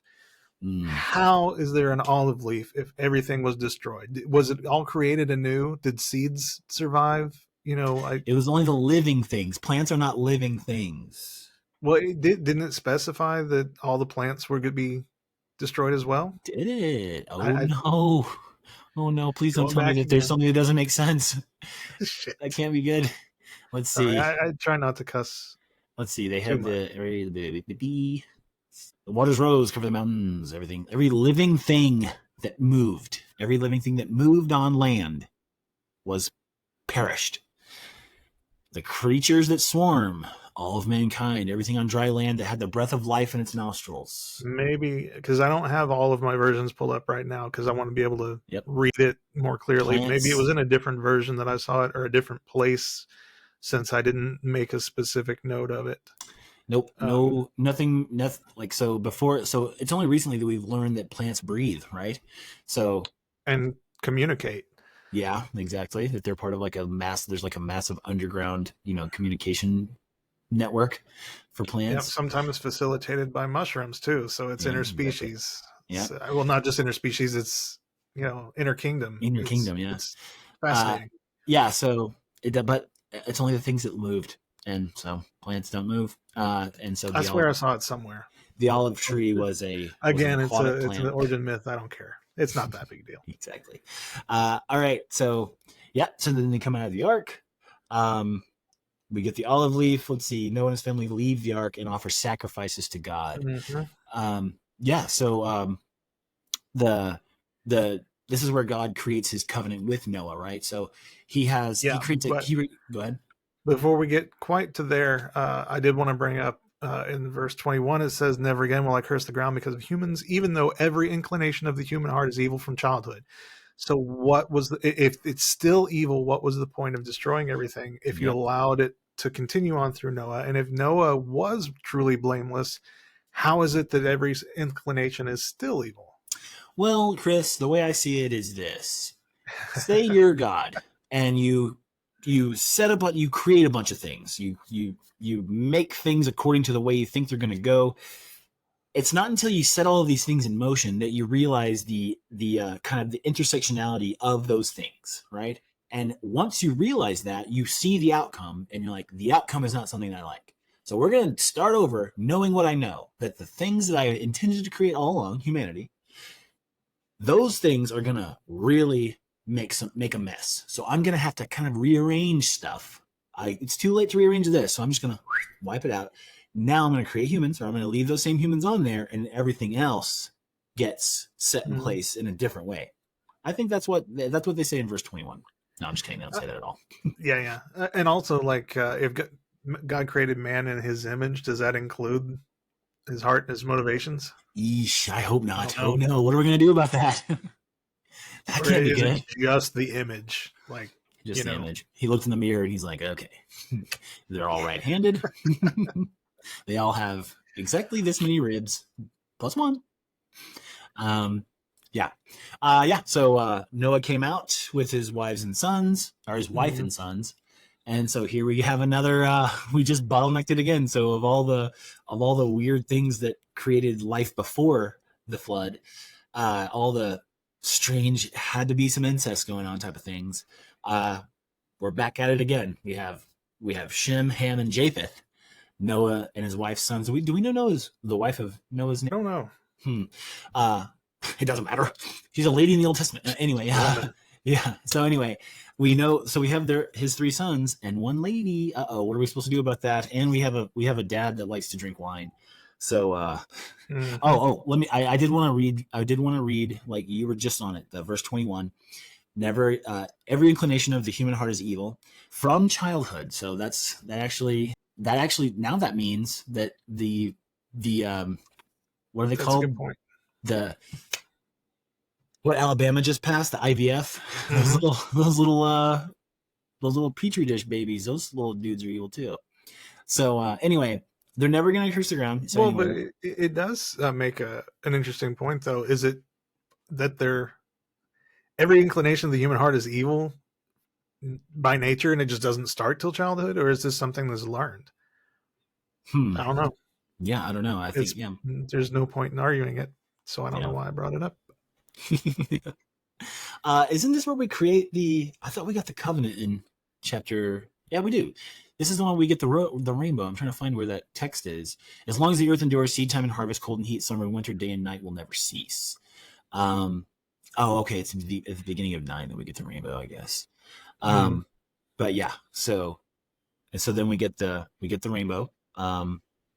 God, a symbol of God's covenant with Noah that he promises to never destroy the world again. And then he says that everything that lives and moves will be food for you.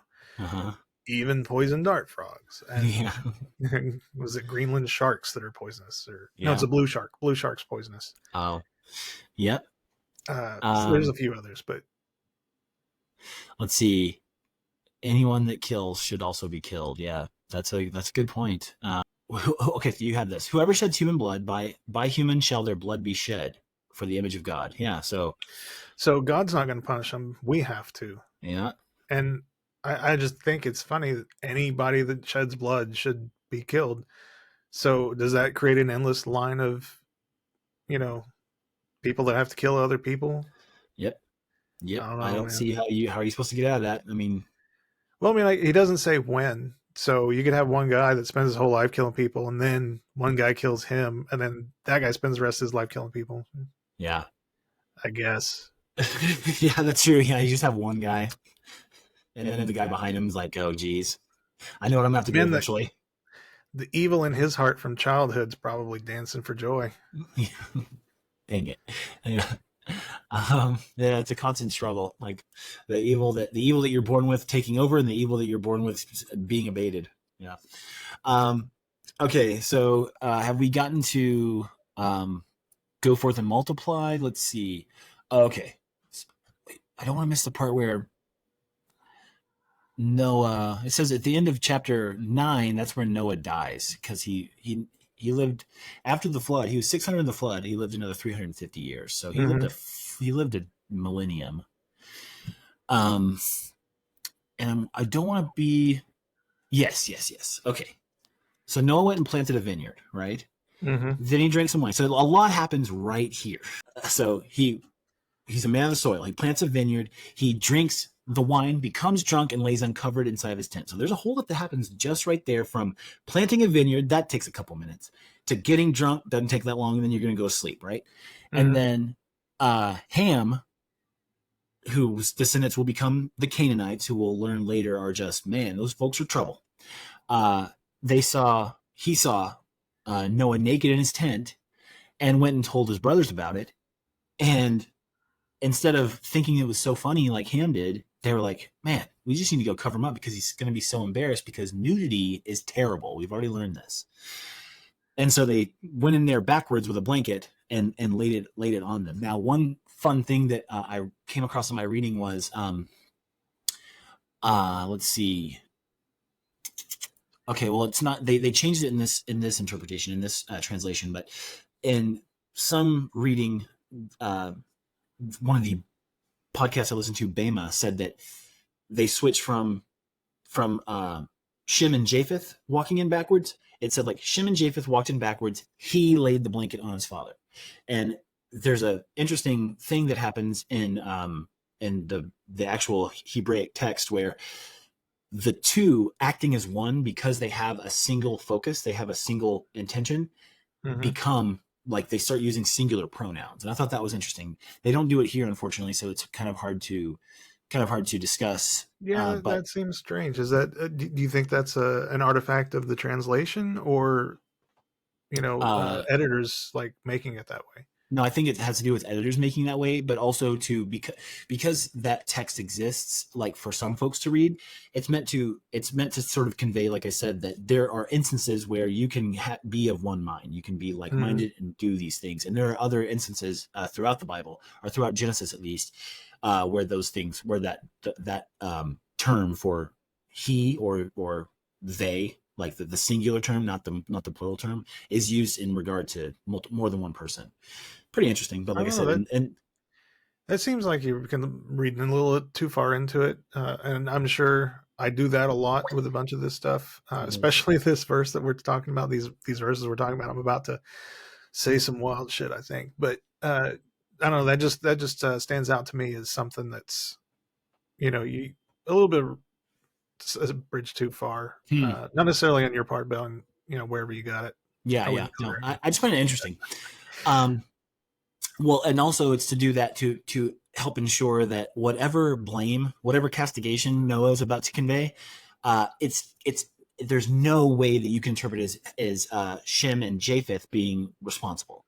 They acted as one mind, separate from Ham, and so don't Okay. worry, that type I, of thing. I was gonna bring up something. You're good. All right. Okay. I don't know why I Um, even said anything, but so what is so wrong about seeing your dad's junk? I mean, I, I don't want to do it. I have seen my dad's junk one time. Oddly enough, he was asleep naked. purple lips from all the wine. I went in there to wake him up, and he was just uncovered. But Did yeah, you get like, did you get did you get cursed after that? Did he curse your man, lineage? I don't know. I guess maybe my brother's my master because he does curse Canaan. He says, "You'll be the lowest of slaves to your brothers." Mm-hmm. Mm-hmm.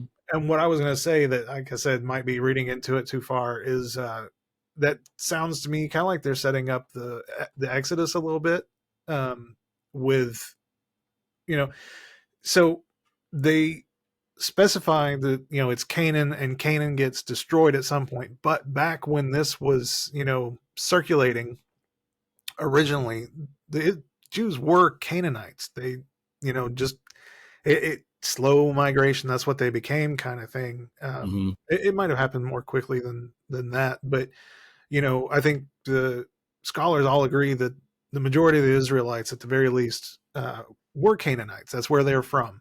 So they would have kind of known that. even if they were separating themselves, they were starting to separating themselves as a ethnic group amongst themselves. But I think they would have known they're pretty much Canaanites, and so that might have been trying to set up the idea of the Exodus in the source documents. I don't know that Hmm. I'm probably reading too much into that, but that's just the way it seems to me. Yeah. So then, so like you were saying, he curses Canaan, or he curses Ham, and basically says, okay, so not just you. Like does he not curse Ham, but instead just curses his lineage, right? He's like, Yeah, yeah. it doesn't seem like he does. It seems like he just skips Ham and goes straight to Canaan. Yep. Um, you know, Yep.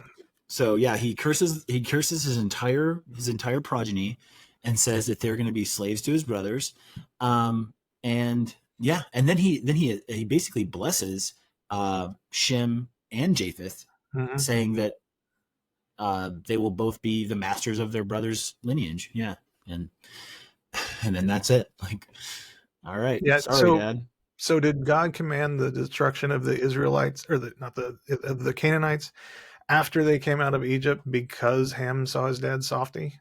You have to assume. I mean, I don't know. Who's to I don't know, say? man. Who's to say what God had in his heart at that point? Like, he has to have already known what was going to happen. But again, this is more of an ideological observation. You know, Mhm. it's all made it's all made to fit You what know, was I totally know what that word is, but maybe you should explain it for people that don't. it's like an ideology is like a way to describe, it's a description of something that's happening beforehand, just like this. So say I that see.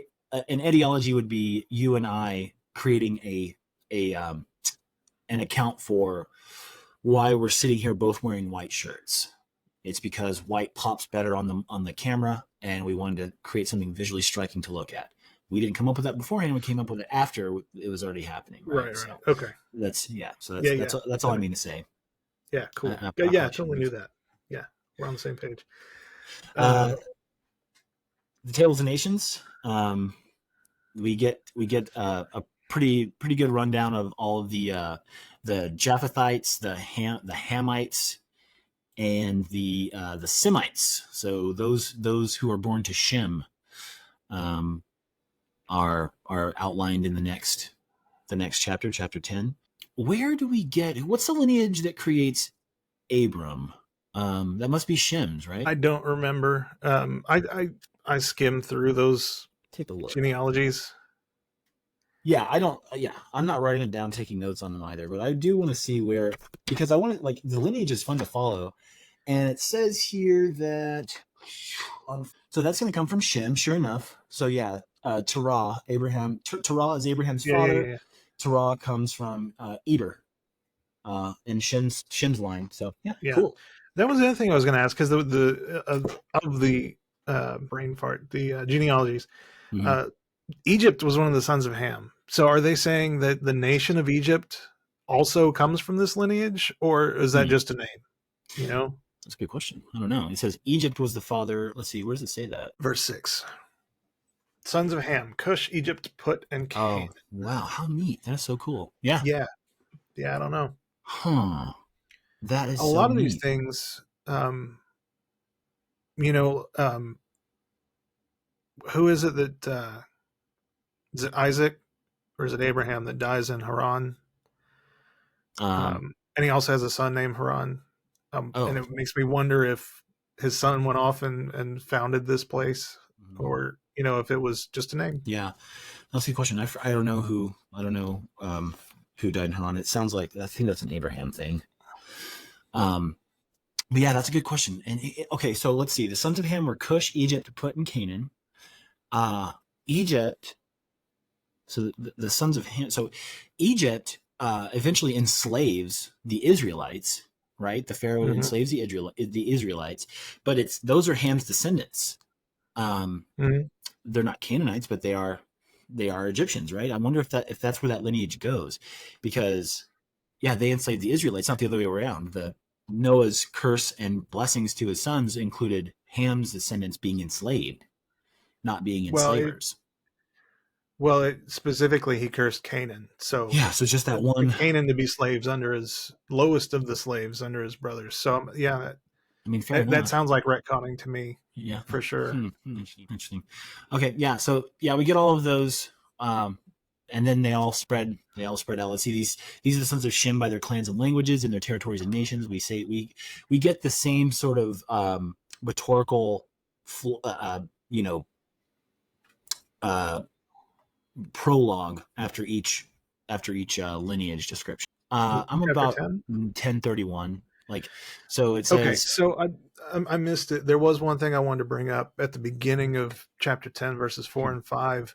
okay, Um, it says, "From these maritime peoples spread out in their territories by their clans within their nations, each with its own language." And yeah, this is before the Tower of Babel. So I texted you the other day and I oh asked yeah, if this is supposed to be chronological, because if it is, then this is not, this is totally out of place. yeah, And I can't see a reason why you would separate it out. I guess maybe if you're, because of the genealogy that you're trying hmm to write with it, yeah. maybe that's why you would do it. But That's entirely possible. I, That there are other examples of where further on in Genesis where the author does, like we were talking about before, they pull things out of context and put them, and kind of like surround them with other things that kind of relate to that, like to emphasize a point or mm, to help get a better, so that you can have a better understand like the repetition that God's working with. Like right, he did this but here, that's did what this there. I'm curious about too. Why the repetition? Hmm. If that, I can see what you're getting at, like trying to insert it because of the context and everything else. But why specify they had their own language then? Mm-hmm. Did it need to be specified? Because that doesn't Hmm. even sound like it came directly from another part and was inserted. It seems more like it was just, they were writing this in and then, oh yeah, and they had their own language, Yeah. obviously, because that's the way things work. But, Yeah. you know, I No, don't that's know. very interesting. That's so interesting because, like, as soon as chapter 11 starts up, it's like, okay, everyone has their own language, or everyone has the same language, just so y'all know. Like, it may, or is the Tower, is that particular chapter separate from everything else? Are we finally getting something that's not a direct descendant, a direct, like, narrative, next step? It could be that, Mhm. yeah, I really don't know. It's a good question. It sure sounds like it's supposed to be chronological. The genealogy thing kind of makes sense to me, but other than that, at least, it sounds very much like it's supposed to be chronological, the way it's written, the way things follow each other, and then Yeah. this. Yeah. So I don't No, know. that's very interesting. That's so, I'm not sure. Let's see. You say here, why was the earth divided? 1025. Yeah, that's I mentioned that at the beginning of the episode. It's going to bring up the division thing. Uh-huh. It says the verse is, two sons were born to Eber, whatever. One was Peleg, because in his time the earth was divided. And this goes back to that name thing again. His named this because of this. But what did it mean the earth was divided? Yeah. That's more like cultural context I don't have. I don't know if we will know it, can know it, do know it in terms of humanity or whatever. But if this was supposed to be the text that was conglomerated, and agreed upon by church fathers and everything else, why was that included? Hmm. Yeah. Yeah, that's interesting. I wonder if Peleg ever, it's interesting to Well, provide not context of, necessarily the church fathers, but the people that were writing this, and when it first came together, it was obviously a collection of stories that had already been kind of intermeshed. I didn't mean later on like councils of whatever, but sure. Yeah, no, that's an interesting point. Um, yeah, as a reference to lost history, otherwise, why was it included? Yeah, that's an interesting point. I'm really not sure. There are several instances of that too, where we get context or we get some extra information. The information that we're given, like the Earth was divided, by the way, and you're like, okay, what else? I'm like, no, that's it. He had a brother named Joktan. Like, okay, yeah, yeah. I don't know. Yeah, I don't know. Something to discuss in episode 12. Um, let's see. Anything else from chapter 10 before we move on to Tower of Babel? No. All right. Let's see. So yeah. So yeah, everybody had one language and stuff, and they said, let's make this tower. And it says, let's make bricks, bake them thoroughly. Mm-hmm. It says specifically that they use bricks instead of stone, which I don't know, again, is if that's a cultural thing, if it was Mesopotamia like to use bricks and other places like to use stone, or what the significance of it is. But the thing that stuck out to me is says they use tar instead of mortar, which seems incredibly stupid because it's it's not, it doesn't set up.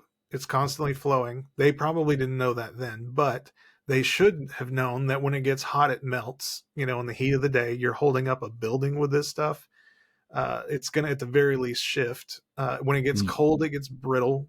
It just seems like the stupidest thing in the world to do, especially if you know enough to build a tower, Uh-huh. and then you decide you're going to build a tower taller than anybody's ever built a tower before. Uh-huh. Well, that could very well be why God shut it down. He's like, look, you guys don't know anything. Like, you're doing this all wrong. And it could be Because also... it specifies, God says why he's going to destroy it. It's because if they can do this, they can do anything. So we're going to scatter them and give them all their own language so that they can't talk to each other and they can't come together and do something like this again. Only then may they use stone and mortar. Yeah. Yeah, I don't know. That's interesting. Are we defying God by communicating with other, people that speak different languages? Yeah, to this day. That's funny. That's pretty interesting. I do. To me, the brick and stone has more. To me, it signifies how they might not necessarily be the most advanced people when it comes to like what they're trying to do. They didn't go out and consult,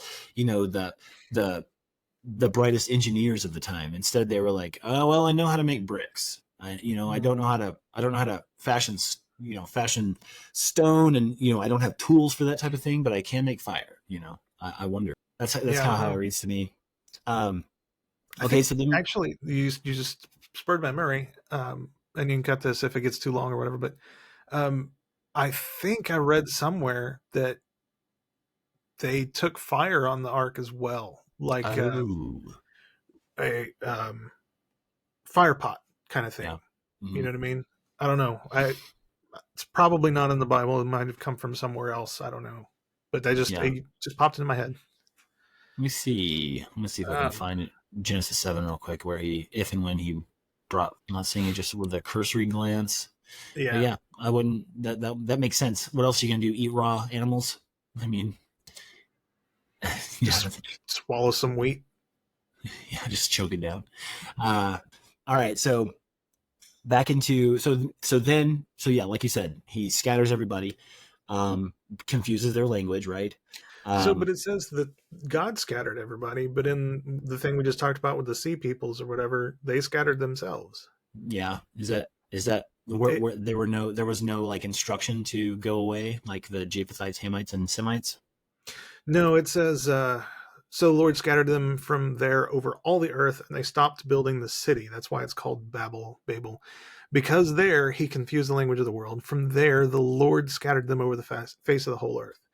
But in the genealogy thing we were talking about, the languages or whatever, is that incompatible with itself, or Yeah, they kind of they really went out on a limb when they say that the whole world had one language. Mm-hmm. You could have just said this area had one language and they were trying to build a tower, but nope, everyone had one language and everyone was trying. People had one language would have worked, but no. Yeah, exactly. Yep, exactly. So then we figure out how we get from Shem to Abram. I'm not going to go through all these lists of names, but essentially what it boils down to is a thing that I just looked up in this book, and that's that Shem eventually leads to Terah, and Terah has Abram, Nahor, and Haran. Mm-hmm. And Abram is the third in the patriotic, what's the word? Patrilineage. The patrilineage, sure, yeah. Let's say that he's the third in the patrilineage, right? So it's Adam, Noah, and then Abram. And that's something else I noticed is that God likes to give the blessings to not the guy you would expect all the time. Definitely. All of the times. Definitely. Yeah. Yeah, exactly. All, and I wonder if there's any sort of significance with that. Like, I wonder if it has to do with, and there's, as we continue on through these next few episodes, we'll see more examples of it, like you were just saying. But it seems to me that I wonder if there's if if there's a lesson there, and what that lesson might be. Do you have any thoughts on that? Yeah, no, I was wondering the same thing, and I really don't have any thoughts. I can only assume that it has to do with, like, not taking anything for granted, not just assuming that because of your birthright that you'll receive the blessing, or Yeah, what well, I have think you. there's a lot of messages you could take from it, but Yeah. um, I don't know. I think about this stuff a lot.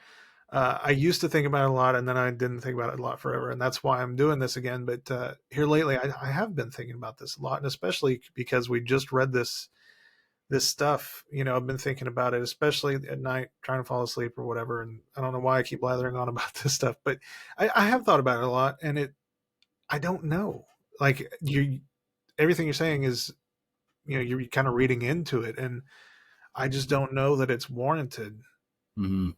Yeah, I mean, but what if not that, then what? Like, Yeah, I mean, it means something different to everybody, right? Like, if it were going to mean something to me, like, I would have to find a way for it to make sense. okay, so is it supposed to mean something though? Like it's great, it's written in such a way that everybody can find their own meaning in it. But is it are they supposed to, or is this just a statement of fact kind of thing? Right. Yeah. Yeah. That's true. Uh, I don't know. based on some of the listening that I've done to other sources, it seems like you are, let's say that if this book was intended for us specifically, you and me, we would want to read it. They would want us to read into it. They would want to have us interpret it in a way, to do what we're doing now, having a dialogue about it and seeing what we can come up with. Like, maybe there's this thing. It's almost like, if we weren't going to interpret it in some way, it's like looking at a piece of art and asking the artist, what were you going for here? Tell me what I should be thinking about this. Right, but I think if I was going to be writing a I mean, I I don't want to compare myself to it in this way, in that like they were trying to write, religion, moral prescription kind of thing. But if I was to do that, I would not want people coming to their own conclusions. I would Hmm. want them listening to what I have to say, Oh, what absolutely. God has to say, what it's 100%. supposed to be. So Yeah. I don't know. Yeah. I Yeah. mean, it probably is because it was written by people, and especially for the most part, people are very good people, and consider others, and all of that. So it makes sense that that would be the case. But I don't know. It just seems kind of not right in this context to me. Hmm. I Yeah. don't know. Well, if we can't, if we're not going to be able to, like, interpret the creation myth in a way that we can have apply to modern standards or whatever, like, or a personal, Hmm. uh whatever the word is, then whenever we really start getting into, like, okay, here's the facts, then it's gonna be a little tougher. You know what I mean? It's gonna be. Well, I think that actually would make it tougher if we're deriving our own interpretation from it. It seems to me that people would know this is an origin myth. Like it's kind of hard to read it and not know that. And Mhm. so why can't you just accept it? Sure. It's not prescribing any kind of morality thing. This is just, this is the way it was, and the morality comes later, but Mhm. this is the beginning. Yep. I read that. Actually, I think it was in that Exodus book as well that the the Jews were essentially the first group on Earth to tell a story in this way, like the origin story, the religious nature of it. It was before it was poetry and songs, and this is the first kind of narrative story that was written in this way. And I think that's part of the reason it got so popular all around the world. It became, it's like when everybody switched to CGI. It's a great thing. It's new possibilities, all this stuff, and you hardly ever see practical effects anymore. It's similar. It was revolutionary. Um, and being, I don't know. I think maybe because if you can take your own meaning, then maybe you can take your own meaning. Is it really murder if I kill this guy, or am I Right. justified? I That's just my inclination. I can't take it literally, but I think it was, you're just supposed to accept it, and then the laws take those seriously. Mm-hmm. But I don't know. Yeah. Yeah. That's a conundrum. That's quite interesting. Yeah. So what's cool about chapter 11, what's cool about the end of the chapter is, God disperses everybody. And then we have this, you know what? That's an interesting thing. The Tower of Babel thing, like it does seem kind of just dropped in the middle of this thing, right? It's Mm-hmm. like, here's the story of Noah, and here's where his people went, and then here's this thing about the Tower of Babel, and then we're gonna go here's how we got from Shem to Abram. So it does seem out of place, but for some reason the scholars throughout the centuries, throughout the millennia, have decided that that's the best place to plop that little bit down. So there, I don't know about it being, I don't know about it necessarily. It's hard for me to just 100% assume that it's supposed to be chronological in that reason, for that reason. There's something about the way it's put right between those two lineages, the stories of this patriarch and this patriarch, to put it right there. Uh, Well, it also could have been that there was other stuff that was lost. Not necessarily lost accidentally, but like, well, this doesn't matter, or this doesn't comport with the new views. So it was edited out or whatever. It could have been smack in the middle of stuff that mm, was, important for it, that true. made sense and stuff. Yeah. I don't know.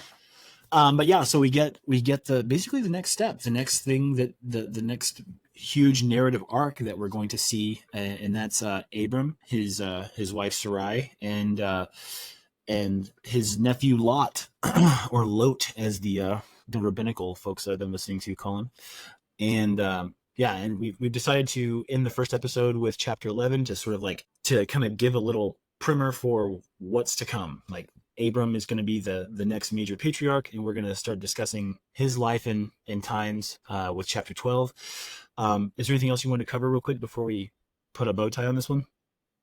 I just wanted to, mention that if you want to follow along with us, our next episode, we're going to cover Genesis 12 to 23. Again, it's a lot of stuff, but it's, our plan is to do this in about 3 years, and that's the kind of the schedule we've got to keep. It's going to be a lot of stuff, but you've got a week to read it. It'll probably take you 2 hours, maybe 3 if you're a slow reader. It sounds like a lot, but it's not a huge amount.